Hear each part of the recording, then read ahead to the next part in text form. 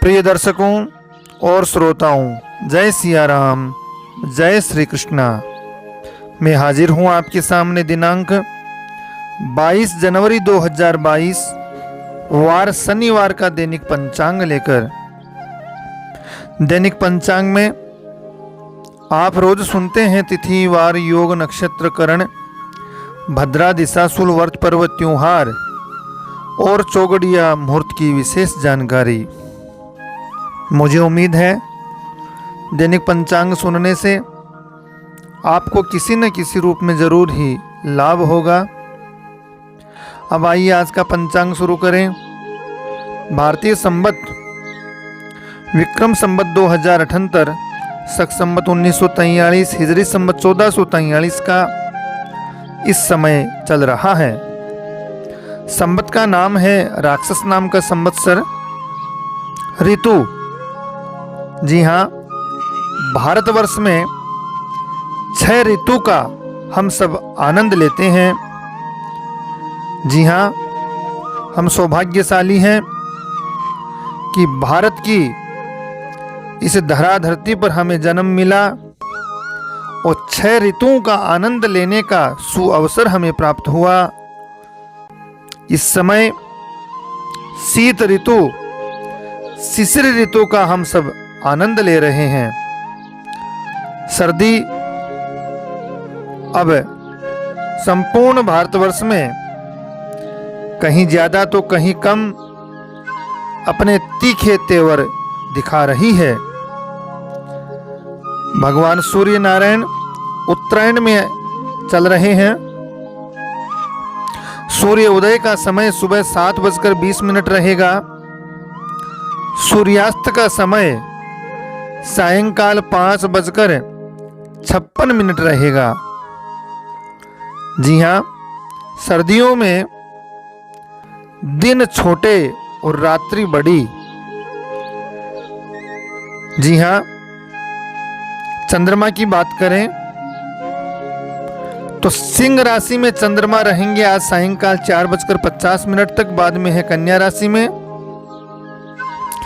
चंद्रबल की बात करें तो जिन राशियों को आज चंद्रमा शुभ है वे हैं राशि मिथुन, सिंह, तुला, वृश्चिक, कुंभ, मीन के जातकों को आज चंद्रमा शुभ फल देंगे। चंद्रमा, चंद्रबल होना अच्छा माना जाता है जब हम कोई विशेष या नवीन कार्य करते हैं। जी हाँ, अपने जन्म नाम से या प्रसिद्ध नाम से चंद्रमा देखना चाहिए। दोनों ही शास्त्र सम्मत हैं। भारतीय महीना माघ महीना है। पक्ष कृष्ण पक्ष है। तिथि आज चतुर्थी तिथि है। सुबह 9:19 तक। बाद में है तिथि पंचमी। सुबह 9:19 तक है चौथ और बाद में है तिथि पंचमी। नक्षत्र पूर्वा फाल्गुनी नक्षत्र सुबह 10:39 तक और बाद में है उत्तरा फाल्गुनी नक्षत्र। योग शोभन योग है। करण बालव और कोलव नाम के करण हैं। दिशाशूल की बात करते हैं। जब भी हम कोई विशेष यात्रा करें, विशेष प्रयोजन के लिए की जाने वाली यात्राओं के पूर्व दिशाशूल चंद्रमा का विचार कर लेना अच्छा माना जाता है। या यूं कहूं कि दिशाशूल चंद्रमा आदि का विचार करके यात्रा का कार्यक्रम बनाना चाहिए। दिशाशूल चंद्रमा शुभ हो तो यात्रा के परिणाम भी शुभ आते हैं। यात्रा सार्थक होती है, अनुकूल परिणाम देती है और उत्साहपूर्वक यात्रा संपन्न भी होती है। ऐसा हमें धर्मशास्त्र बताते हैं। आज दिशाशूल है पूरब में, चंद्रमा है पूरब में। दिशाशूल पीठ पर और बायां श्रेष्ठ है, चंद्रमा सामने और दाहिना श्रेष्ठ है। बाएं में चंद्रमा शुभ नहीं, पीठ पीछे का चंद्रमा शुभ नहीं होता है। धर्मशास्त्र कहते हैं कि दिशाशूल ले जाओ वामे राहु योगिनी पूठ, सन्मुख लेवे चंद्रमा ल्यावे लक्ष्मी लूट। भद्रा की बात करें, आज भद्रा नहीं है। भद्रा विशेष कार्यों में देखा जाता है भद्रा का होना या न होना। भद्रा आज नहीं है, पंचक भी आज नहीं है। चौगड़िया मुहूर्त की बात करें तो अभिजीत है दोपहर 12 से 1। 12 से 1 के मध्य में अभिजीत का प्राय समय है जो शुभ और श्रेष्ठ है। राहु काल सुबह 9 से 10:30 बजे राहु काल का समय शुभ नहीं माना गया है। अब बात करते हैं चौगड़िया मुहूर्त की, जिसमें सुबह है सूर्योदय से शुरू होगा। काल का चौगड़िया जो 8:39 तक है प्रातः काल, शुभ नहीं है काल का चौगड़िया। 8:39 से 9:59 तक शुभ का चौगड़िया है। शुभ का चौगड़िया अच्छा माना जाता है। चौगड़िया मुहूर्त के अनुसार अपने कार्य शुरू करने चाहिए, प्रारंभ करने चाहिए और सार्थक शुभ परिणाम मिलते हैं अच्छे समय में कार्य शुरू करने से। 9:59 से दोपहर 12:37 तक रोग और उद्योग का चौगड़िया है। 12:37 से सायंकाल 4:35 तक चर लाभ अमृत का चौगड़िया है। सायंकाल 4:35 से सायंकाल 5:54 तक काल का चौगड़िया है। रोग उद्योग काल राहु काल का समय शुभ नहीं है और चर लाभ अमृत अभिजीत शुभ यह समय अच्छा माना गया है। चौगड़िया मुहूर्त के बाद में बात करेंगे माघ महीने के प्रमुख व्रत पर्व त्योहारों की। माघ महीना 18 जनवरी से 16 फरवरी तक है, जिसमें कृष्ण पक्ष अभी चल रहा है। कृष्ण पक्ष में अब आने वाले प्रमुख व्रत पर्व त्योहारों में है 26 जनवरी बुधवार गणतंत्र दिवस है। भारतीय संविधान के लागू होने का दिन, दूसरे शब्दों में कहूं कि हमारी न्याय व्यवस्था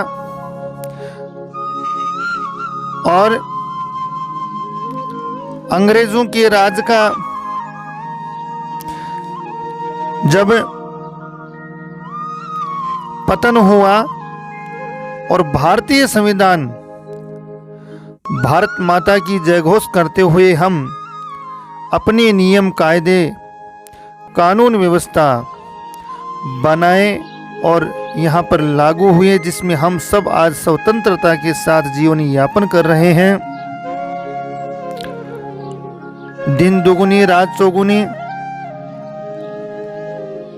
हम विकास के सोपान पर आगे बढ़ रहे हैं और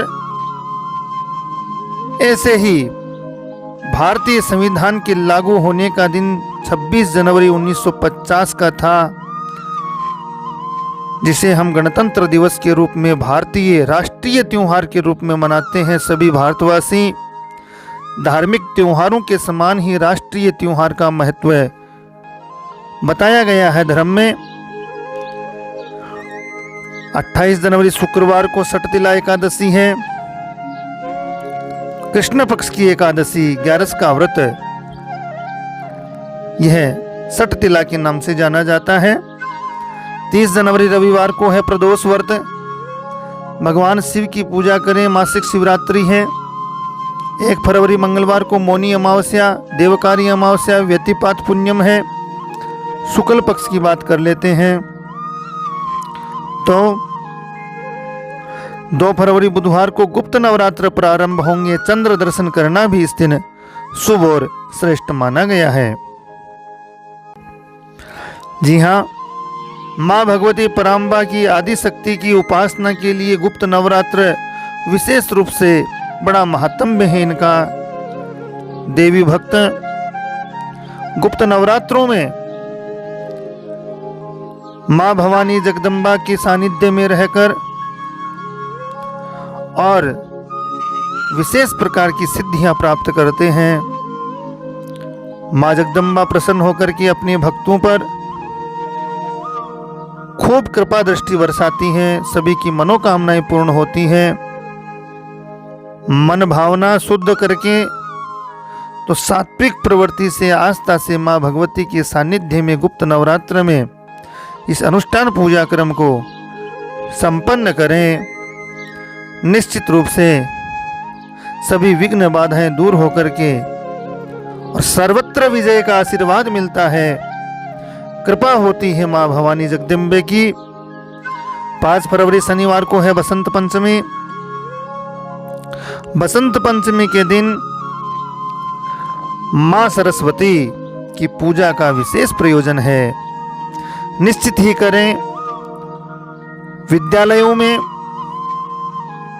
निश्चित ही सरस्वती पूजा होती है इस दिन, या यूं कहूं सभी विद्यार्थियों को तो मां शारदे के चरणों में नतमस्तक होकर के और खूब आशीर्वाद लेना चाहिए, पूजा करनी चाहिए। बसंत पंचमी के दिन मां सरस्वती की, मां शारदे संपूर्ण विश्व में ज्ञान की अधिष्ठात्री देवी हैं, जिनकी कृपा मात्र से हम विशेष प्रकार का ज्ञान प्राप्त कर सकते हैं, विशेष योग्यताओं को प्राप्त कर सकते हैं। 7 फरवरी सोमवार को भानु सप्तमी, सूर्य सप्तमी, भगवान सूर्य नारायण की पूजा का विशेष दिन है। 8 फरवरी मंगलवार को दुर्गाष्टमी, शुक्ल पक्ष की अष्टमी और संयोग से गुप्त नवरात्रि की अष्टमी है, तो विशेष प्रकार का इसका महात्म्य है धर्मशास्त्र में। 10 फरवरी गुरुवार को गुप्त नवरात्र समाप्त होंगे, संपन्न होंगे। 12 फरवरी शनिवार को जया एकादशी है, शुक्ल पक्ष की एकादशी जया एकादशी के नाम से जानी जाएगी। 14 फरवरी सोमवार को प्रदोष व्रत है।